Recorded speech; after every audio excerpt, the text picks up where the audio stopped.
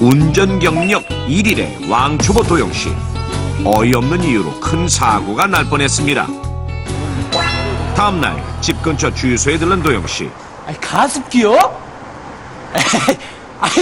무슨 그런 큰 가습기를 차 안에 달아요. 아니, 차량용 가습기요. 작은 거 따로 있어요.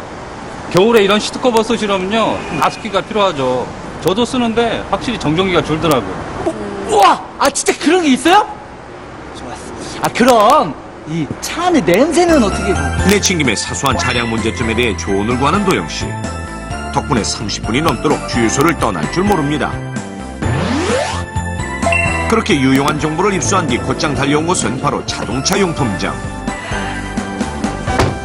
차를 처음에 구입하면 저렇게 오늘 한번 새롭게 태어나보는 거야. 콜!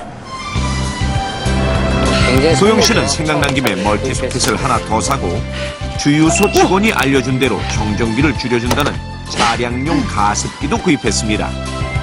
차로 돌아온 도영 씨는 곧장 새로 산 가습기부터 시험해보기로 하는데요. 에이, 비싼 거라더니 완전 뻥이네. 에이, 진짜. 진짜. 와, 완전. 피부 땡땡이다. 대박이다, 진짜. 그런데 잠시 후 도영 씨가 타고 있던 차 운전석에서부터 폭발음과 함께 치솟은 불길. 불은 순식간에 도영 씨의 몸을 무섭게 뒤덮었습니다. 부사일생으로 목숨을 구했지만 도영 씨는 이 폭발사고로 얼굴은 물론 전신에 2, 3도의 심각한 화상을 입고 말았습니다. 이렇듯 오래되긴 했지만 큰 문제는 없었던 도영 씨의 차에서 갑자기 폭발이 일어난 이유는 바로 도영 씨가 위험성을 미처 모르고 무심코 저지른 잘못된 이 행동 때문.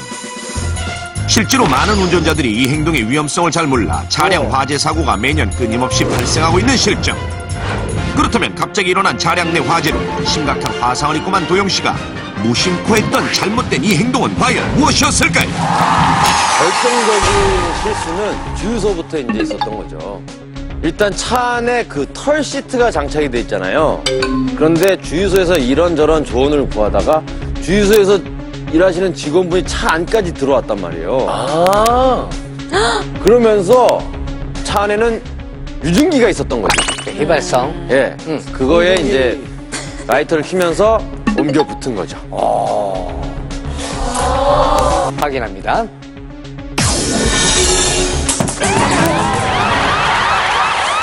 와, 너무 100% 정답인 줄 알았는데.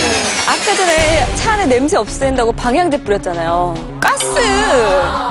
그게 우리 스프레이 있잖아요. 스프레이 뿌리는 거. 그 스프레이 보면은 뭐라고 써있냐면 굉장히 가연성 높은 제품이기 때문에 그게 다 불날까봐 그런 거거든요. 가스니까. 보통 그 방향제 많이 뿌리고 차 안에서 이렇게 라이터를 켜는 경우가 굉장히 많습니다. 그게 폭발한다면은 하루에 100만 대씩 폭발하는데. 그죠? 확인합니다.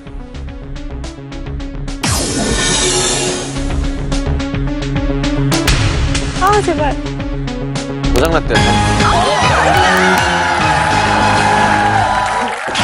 위기 탈출 넘버 1. 정답은 바로 차량용 탈취제를 뿌린 뒤 제대로 환기를 시키지 않고 불을 붙였기 때문입니다. 그래요? 처음 차를 받았을 때부터 도영 씨의 심기를 불편하게 했던 악취. 겨울이라 히터를 틀 때면 그 냄새는 더욱 심해졌는데. 탈취제 사셨는데요, 이거를 통풍구랑 차 안에 한 통 정도 뿌리세요. 그 다음에 창문 열고 10분 정도 환기시키면 괜찮을 거예요. 환기를 안 시켰군요. 주유소 직원의 이야기를 들은 도영 씨는 자동차 용품점에 가기 전 사두었던 탈취제를 차 곳곳에 충분히 뿌렸고 환기를 시키기 위해 운전석 창문을 반쯤 열어두었습니다. 약 10여 분쯤 뒤에 차로 돌아오는 도영 씨는 당연히 탈취제 성분이 모두 빠져나갔을 거라 믿었는데요. 하지만 그 예상과는 달리 탈취제 속의 인화성 물질들은 차 안에 거의 남아있었고 이런 건 뭐 라이터로 그냥 살짝. 소매자락에 삐져나온 실을 제거하려고 무심코 불을 붙이는 그 순간 차 안에 가득 차있던 인화성 가스가 타며 폭발을 일으키고 말았던 것입니다.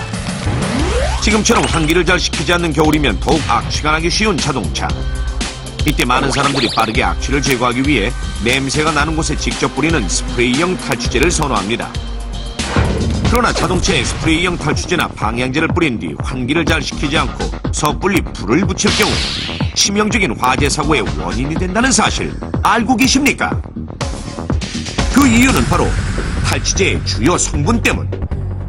우선 액체 상태로 만들기 쉽고 또 내용물이 공기 중에 잘 퍼지도록 하기 위해 휘발성이 강한 에탄올은 필수 성분. 대표적인 인화성 물질인 에탄올은 농도가 단 4% 이상만 돼도 불이 붙는데, 한국소비자보호원의 조사에 따르면 시중에 판매되고 있는 방향제나 탈취제에 일반적으로 제품 한 개당 40% 이상의 에탄올이 들어가며 최고 75%까지 함유된 경우도 있다고 합니다. 특히 스프레이형 탈취제나 방향제는 호흡을 누르면 멀리까지 뿌려지도록 하는 분사제가 반드시 필요한데, 일부는 화재에 상대적으로 안전한 질소를 넣기도 하지만 거의 대부분의 제품에는 LP가스가 사용됩니다. 그게 얼마나 위험해요? LP가스는 화기에 매우 약하지만 분사되는 효과를 내기 위해서는 한 통에 기본적으로 60g 이상 들어간다는 사실. 실제 라이터 불꽃이로 LP가스가 함유되어 있는 스프레이형 탈취제를 분사해봤더니 순간 1m 넘는 불길이 무섭게 쏴져 나가는 모습. 이러한 이유로 스프레이형 탈취제나 방향제에는 화기에 주의하라는 경고 문구가 표기되어 있는데, 하지만 많은 운전자들이 이런 위험을 미처 잘 인지하지 못하고 있는 실정. 실제로 지난 2009년 2월 충북 청주에서 30대 남성 운전자가 차량 내부에 방향제를 반 통 정도 뿌린 후 담뱃불을 붙이는 순간 폭발이 일어났고, 이 화재로 승용차가 모두 전소된 것은 물론 운전자도 얼굴에 2도 화상을 입은 사고가 있었으며, 같은 해 부산에서도 30대 남성이 시동을 켜자 통풍구에서 역한 냄새가 나 탈취제를 뿌린 후 라이터를 켰다가 손등에 화상을 입는 등 차내 탈취제나 방향제로 인한 화재 사고가 끊이지 않고 있습니다. 와, 저런 경우가 많구나. 뿌리는 탈취제나 방향제 어떻게 사용하시나요? 보통 냄새를 없애는 거니까 창문을 다 닫아놓고 뿌리고, 그냥 여기다가 놓고 뿌리고요. 그 다음에 잠깐 문 열었다 한 몇 초 정도 있다가 닫아버려요. 예, 간혹 이렇게 주행 중에 조금씩 뿌리는데요. 예, 금방 날아가고 이렇게 별 문제는 없는 것 같습니다. 그렇죠.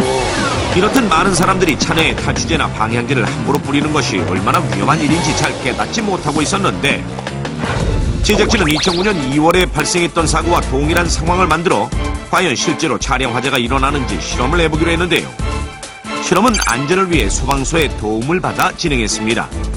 자, 먼저 자동차 운전석에 사람을 대신해 성인 마네킹을 실은 뒤 히터를 켜고 주행한 상황을 가정해 차내 온도를 약 21도씨 정도로 높입니다. 그리고 마네킹의 손에는 원격으로 불꽃을 일으킬 수 있는 라이터를 부착해둡니다. 자, 이제 실제 사고 차량의 운전자가 했던 것처럼 스프레이형 탈취제 한 통을 차 내부와 에어컨 통풍구 등에 충분히 뿌린 뒤 운전석 쪽 창문을 반쯤 열어 10분 정도 환기를 시켰습니다. 10분 뒤 모두 안전거리를 확보하고 마네킹의 손에 설치해둔 라이터에 불꽃을 일으켜보기로 했습니다. 10분이나 지났는데? 환기를 했으니까. 자, 과연 어떻게 될까요? 환기도 했고요, 지금. 라이터에 불 켜는 순간 마네킹의 손에서부터 무섭게 치솟는 불길. 불은 순식간에 운전석을 뒤덮더니 차 밖으로까지 뻗어나와 일렁이는 모습. 잠시 후 불길이 좀 줄어드는 듯 하더니 그러니까. 한순간 또다시 불길이 치솟으며 폭발이 일어나는 모습. 운전자나 또는 구조자가 문을 열게 될 경우 엄청난 양의 산소가 유입되면서 이렇듯 거대한 폭발을 일으키는 것. 곧바로 안전을 위해 불을 끄고 차 안을 살펴보니 불과 약 7분 만에 모두 훼손된 앞좌석. 운전석에 앉혀놓았던 마네킹도 형체를 알아볼 수 없을 만큼 불에 타버렸습니다. 무섭다, 무서워. 만약 실제 상황이었다면 어땠을지 생각만